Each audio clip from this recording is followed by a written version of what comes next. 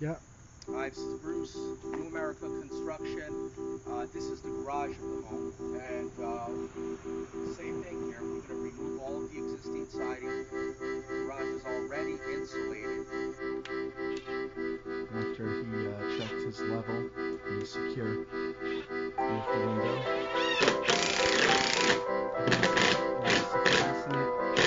This one has come with screws.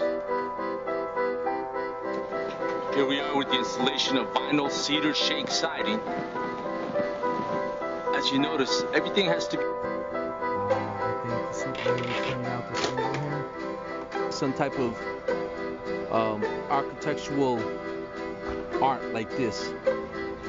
See, so much can be done with vinyl siding. You just need the right. I'm here with Andy and Mary Beth Thompson in Glen Rock, New Jersey. We just finished installing All Sides Prodigy siding. And guys, what can you say about the installation? How do you like New America Construction service?